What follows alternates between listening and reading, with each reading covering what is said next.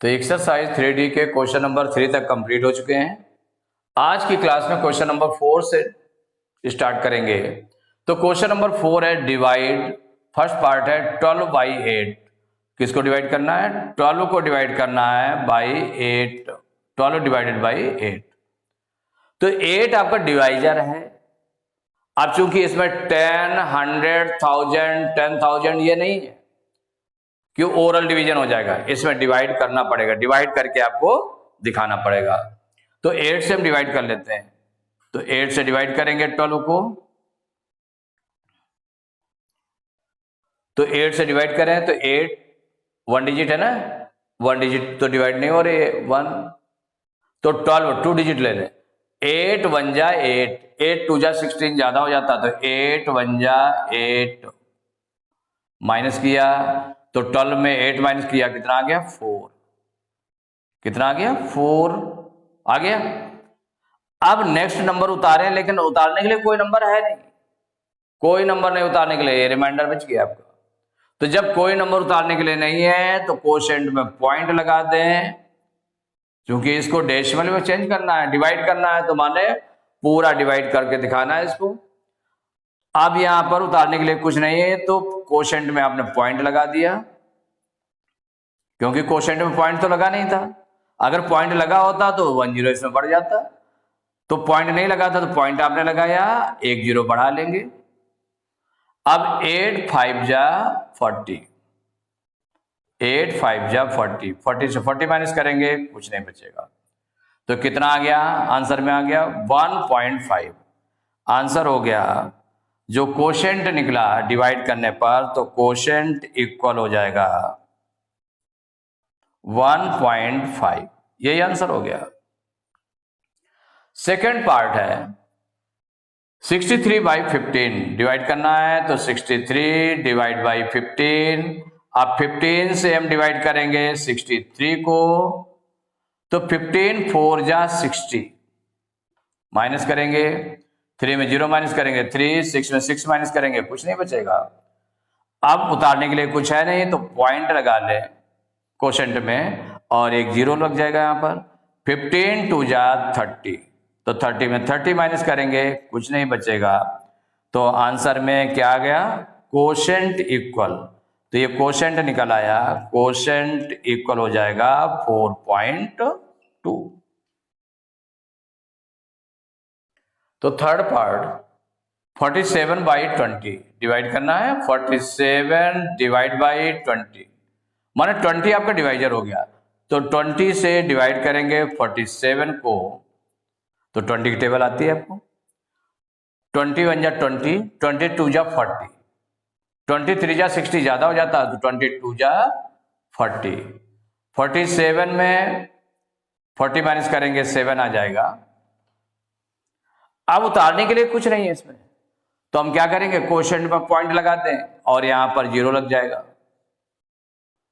23 जा 60, 24 जा 80 ज्यादा हो जाता है, तो 23 जा 60 माने 20 की टेबल पढ़ेंगे कि 70 से ज्यादा ना हो, तो 23 जा 60, 24 जा 80 ज्यादा हो जाता है, तो 23 जा 60।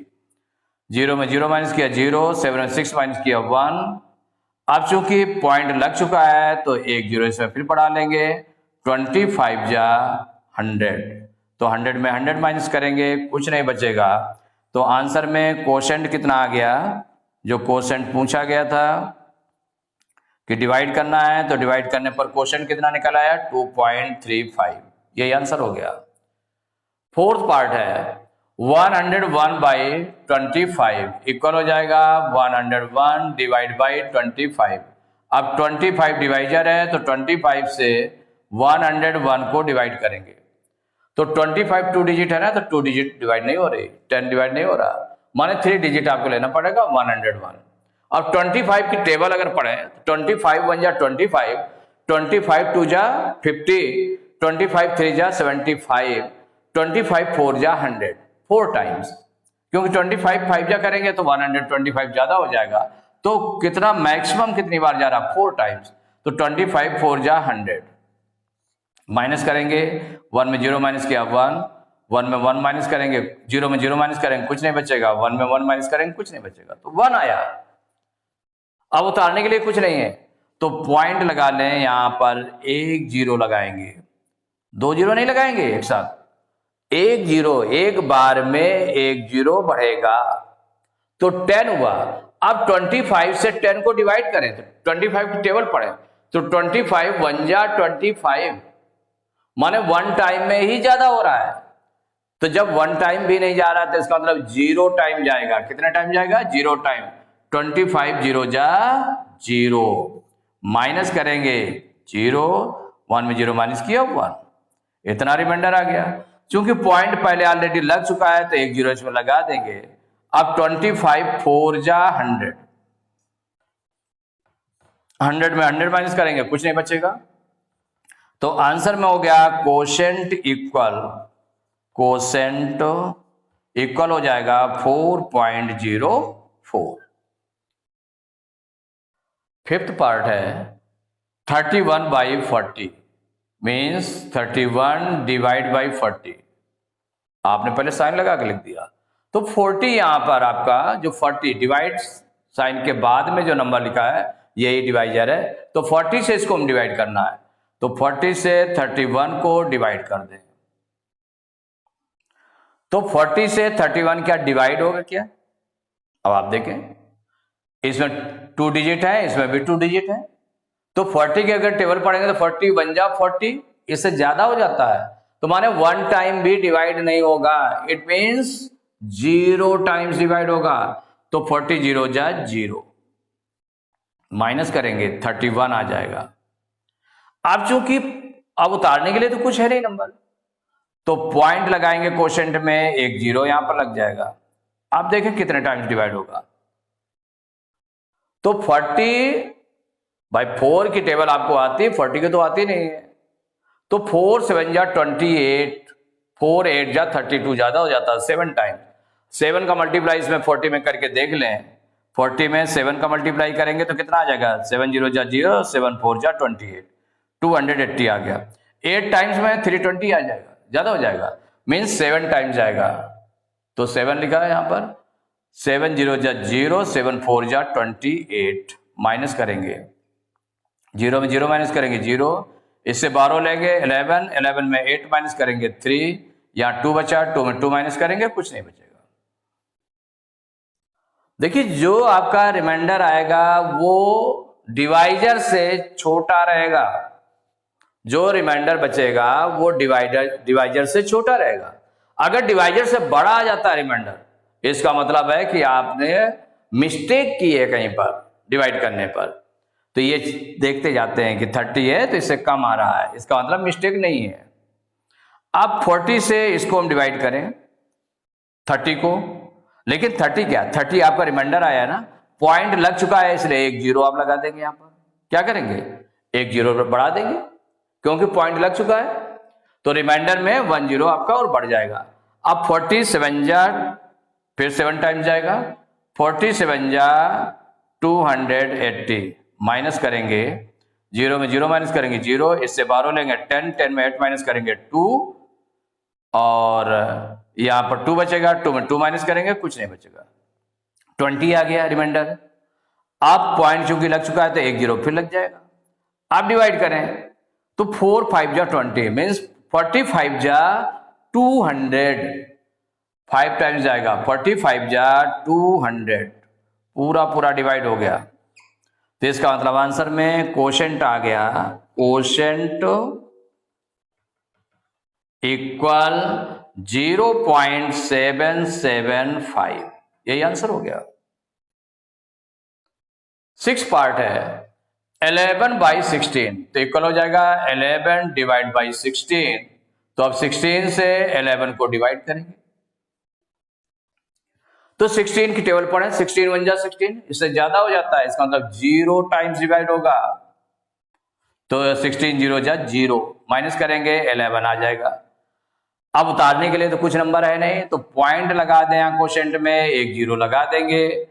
अब 16 की टेबल पढ़ें कि 110 से ज्यादा ना हो, माने 16 की टेबल इतनी बार पढ़ें कि 110 माने मैक्सिमम बार पढ़ना है 16 की टेबल कि 110 से ज्यादा ना हो।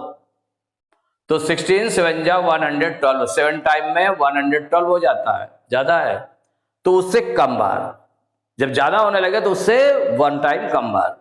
तो 16 6 जा 96, तो 96 माइनस करेंगे, इससे 12 लेंगे, 10 10 में 6 माइनस करेंगे 4, यहां 0 बचा, इससे 12 लेंगे, 10 10 में 9 माइनस करेंगे 1, 14 बचा। चूंकि पॉइंट लग चुका है इसलिए एक 0 आप फिर बढ़ा देंगे। आप 16 की टेबल पढ़े, इसमें कितना टाइम जाएगा, माने ये जनरल में होना चाहिए कि आपको 16 की टेबल आती है, मेन चीज ये है, माने 20 तक टेबल आनी चाहिए।